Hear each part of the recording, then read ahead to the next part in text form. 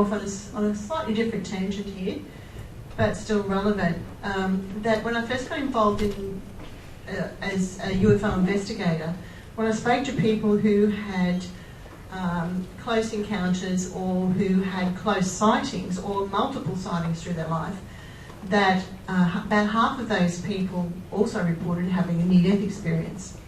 And that's intrigued me, and I have to say I was super sensitive to picking that up, because 10 years before I got involved in ufology, if you want to call it that, which was 1988, I'd been studying quite intensely the subject of near-death experiences, and that was why I wasn't prompting people, I was just saying to them, have you ever had any other unusual experiences? And then they would tell me that, oh yes, I nearly died, you know, and some of them more than once.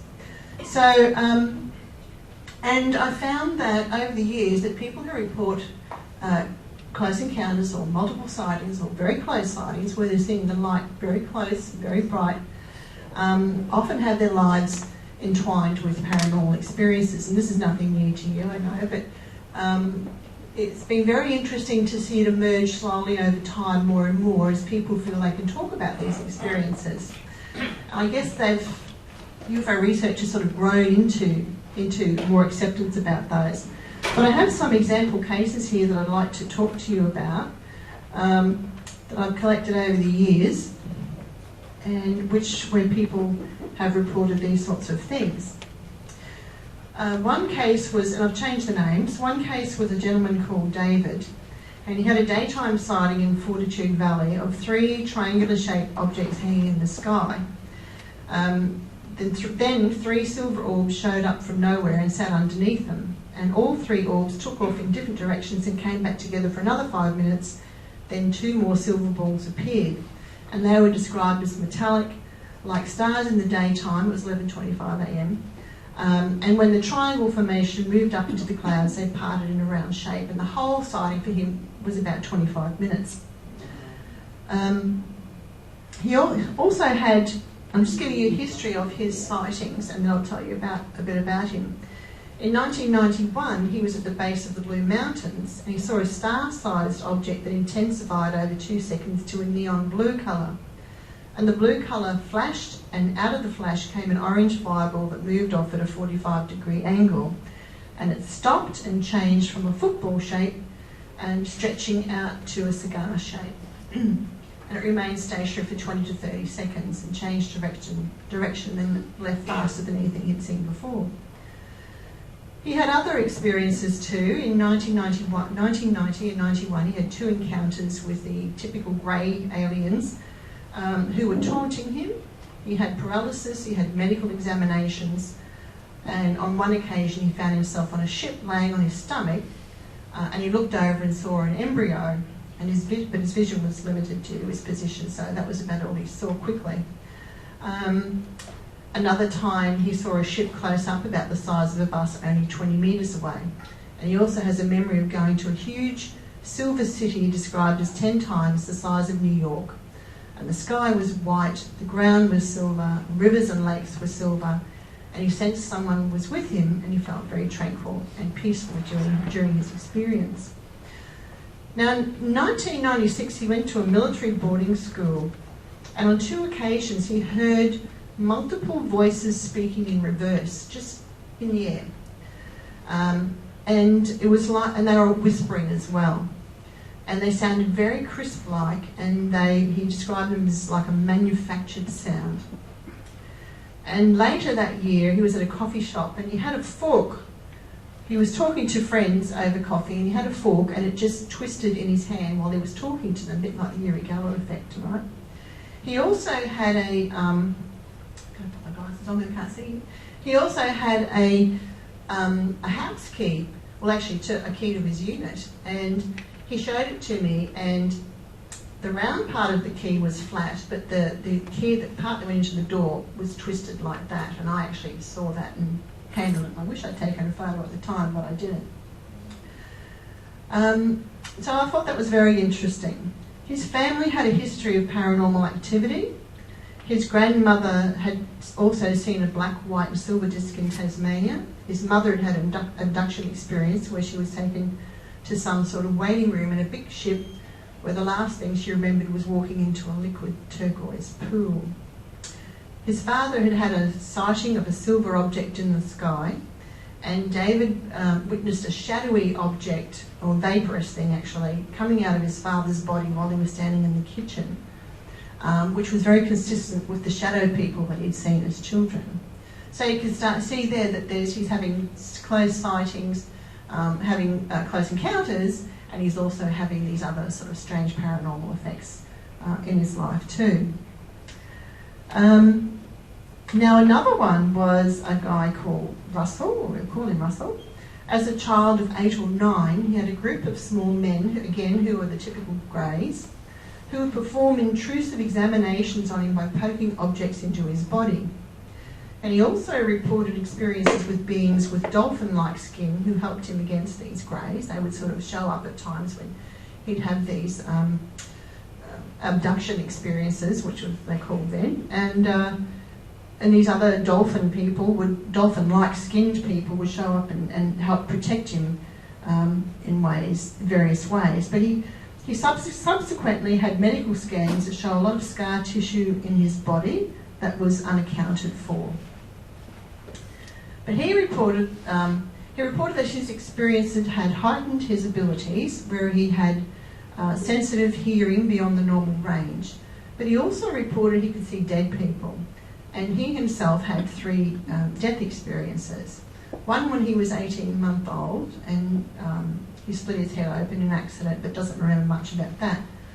But the second one was when he was 20 years old, and he had an asthma attack, and he was dead for 5 minutes, describing going through a tunnel, and later reported to the nurse what was happening to him while he was dead. The third experience was when he was 26 years old, and he was smashed up on a reef. And he went through a tunnel at supersonic speed, and he saw a blinding light, it blinked, and he went through it. And in a clearing fog, he saw a massive archway, and he could see millions of people through it. But it was like looking through water. And a little group off to one side beckoned him telepathically. And as he started to float towards the archway, a large being floated across to him and told him he must go back, even though Russell was begging to stay. And the being put his hand up for him to go back, and there was a puff of wind, and next he knew he was going back down the tunnel at lightning speed, where he heard the doctor say to the nurse to let him go. Unfortunately, the nurse gave him one last treatment, a shock treatment, and he opened his eyes and he lived to tell the tale. Very interesting, huh? Very interesting.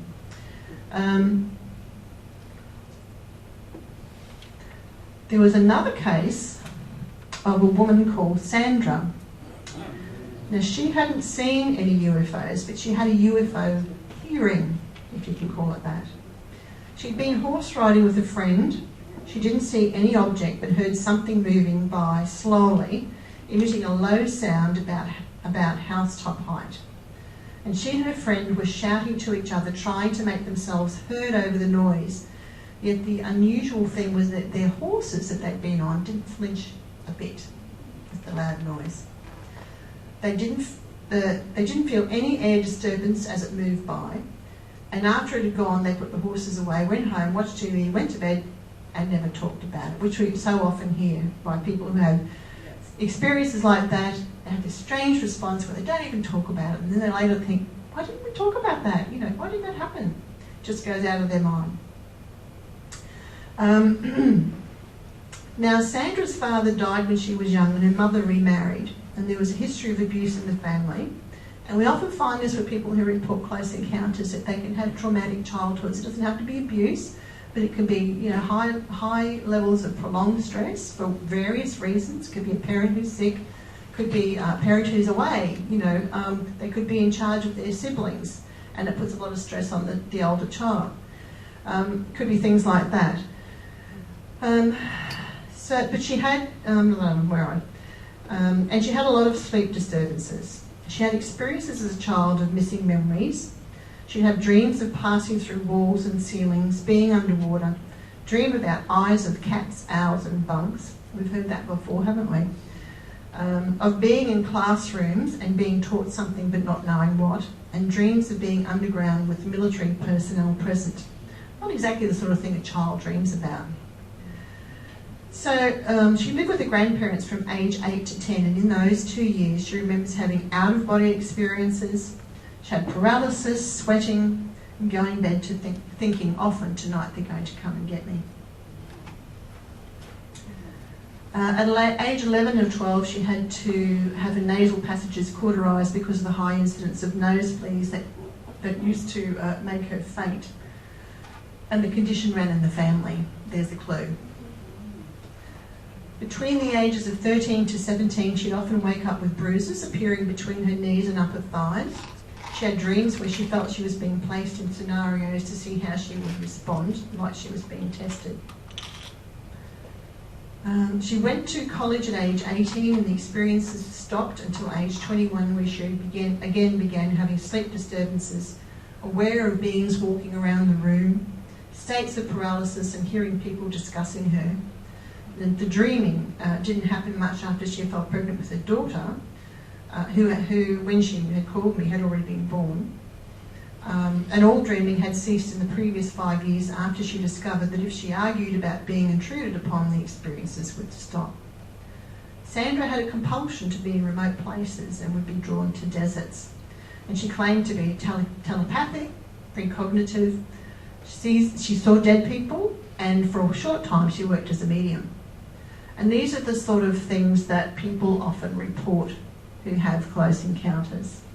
This seems to somehow trigger those, trigger their own psychic abilities, but also they'll have see ghosts as well. Just all sorts of strange paranormal experiences. Poltergeist activity is another one. Remember Anne and Jason Andrews, the story of the case from the UK? And the whole Andrews family, there were things going on in the house, but the son Jason was most heavily involved, but the whole family would hear poltergeist activity in the house. Do you remember that, Bill? We had Anne speak here actually at one stage. Now, the other case, some cases you would know about, is Betty Andreas and Luca. Who knows the story of the Andreasen affair? There's 5 books out about that. There's I particularly like The Watchers, but they're all great books. Betty was a devout Christian, which is really interesting that her experiences were grounded in this. But she would have close encounter experiences. They started in 1950 when she was a young child. She was taken on board one time and she saw this woman having things done on her. The woman was very upset and Betty went over to her to try and calm her. A fetus was taken from that woman, which Betty saw. Unfortunately, she was a bit of an artist and she did win some artistic awards, so she sketched her own, she drew her own sketches for her books that she had, or that were written about her. And this fetus, in a glass tube vial, whatever you call it, I've received 3 reports over that. It's not a common thing that I've received, but it does show up in the literature. 3 reports over 27 years, so it just goes to show you how many people see that. And one of those was from a child who was about 5 at the time. So, and here's another sketch of what she saw. It says up the top, looked like hair, but it was tiny sparks of light that lit up as the material disappeared onto the top cap. Not very pleasant to see, I'm sure. And the eyelids were cut off the fetuses too, which was quite upsetting for Betty to see. But she had many strange experiences, went on the craft many times. Just to give you a background of what her experiences on the craft, just very quickly. She had out-of-body experiences, she had a near-death experience. One of the inside the craft, one of the experiences, go back to that one, was where the small grey beings were leading her. They'd come to her at various times in her life, and they had said to her, you're going to meet the one, but it's not time yet. But when she did, they took her on board the craft. She left her body, her physical body. These beings took her to this great doorway, which I think was actually referred to as the Great Door. And she went in there in a non-physical state, and she was met by a beautiful bright white light, which people describe in near-death experiences, just to add to the confusion, right? So she's in there and she describes it as being just like people have near-death experiences, loving, beautiful, great place, don't want to leave it. All the negatives in her life just disappeared, and she just didn't want to leave. But she did, and she came back and she went back into her body. But that was a very interesting experience, huh? To have that on board a spaceship. I mean, what is that about? Why are ETs taking her to meet the one, which is a bright white light in a room like that? I don't get it.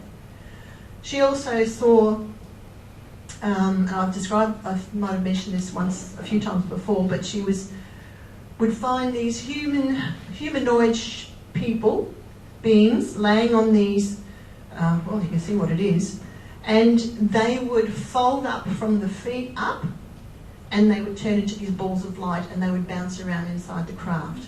Goodness knows what the heck that is, but that's what she would see. And they would seemingly play, the ones that were still in humanoid shape, would seemingly play with these bound up balls of light. Crazy stuff. But, you know, this sort of stuff does get reported by researchers, but they don't necessarily pass it on because it is just too bizarre. And I think that's why a lot of it was not reported in the literature through the 90s as what could have been. Which is a shame because anyway, it's coming out now and that's great. I like it. This is where she's having an out-of-body experience. This being turns up in I think that might have been a caravan at the time, I'm not sure. And she leaves the body and then she's taken away. Again, what is that about? Why are they doing this? Before I go on, I'll go on to that. Credo, well, I'm sure a lot of you have heard of him. He was an African shaman, but he had close encounters and he became a shaman, but he had a lot of paranormal experiences as well. But one of his experiences was that he met someone in the street who he'd actually seen on the craft. So that confirmed to him that the experience that he'd been struggling with emotionally and mentally confirmed to him that yes, I really did have a real experience because I saw him there, and he was very shocked. And when the other guy saw him on the street, he just ran because he was so frightened of that realisation effect, right? Then we've got people like Daryl Anker. Now, what you may not know about Daryl Anker, let me just go to him. I know, he channels Bashar, right? A being called Bashar. But he's also a UFO researcher, and what you may not know about him is that on 2 occasions within the same week in 1973, he had close-range, broad daylight sightings of UFOs with witnesses present both times. And each sighting, they saw a dark, metallic, triangular craft about 30 feet on each side. And there were 3 blue-white lights, 1 on each point, and 1 orange-red light in the centre. And the craft in the first sighting was about 150 feet away, and in the second sighting, only about 60 feet away. 10 years after the UFO sightings, Daryl started channeling this being that many of you know called Bashar, who claims to be an extraterrestrial, and Daryl was told that it turned out that the UFO that he'd seen previously was Bashar's spaceship. Make of that what you will, but the point is that he's now a medium after having very close sightings, corroborated by other people. Brian DeFlores is another one. Some of you would have heard of him. Have you? Some? Yeah. Couple. Seminars. Okay, right, yeah. I missed them, unfortunately. But his story was that he was a truck driver in Australia in 1996. He had a contact experience with beings who he referred to as star people. And after this, he began drawing images that he claims act as templates to introduce new systems, including financial, medical, spiritual, and educational systems for the coming golden age. And many of those works are quite large and they're completed in 20 minutes. So, and he also does this strange script writing, which is down the bottom there, which we see showing up with people who sometimes who have close encounters. I'll talk more about that soon. So these are the strange sort of things that people are reporting along with UFO events in their life. And those beings up the top are the types that of beings that he had seen, plus many more. You can go to his website, Brian, let's go back to that. That's his name, briandeflores.com. You'll find it there. And you'll find his galleries and this writings and images that are extremely expressive, and some of them are light, he calls light language, which some people have heard of. And this is, to me, it's a strange experience that happened. Apparently he's gone back to Las Vegas. He's not in Sedona anymore. Okay. He moved back to Las Right, Vegas. yeah. You've heard of, I didn't put his name down, Pablo Cesar Amaringo, the Peruvian shaman, right? He does all this crazy artwork, mind you, using ayahuasca. But interestingly, in his artwork, what can you see? Can you see spaceships in that artwork, right? Oh, quite a few, right? There's one down here. I can't see it here.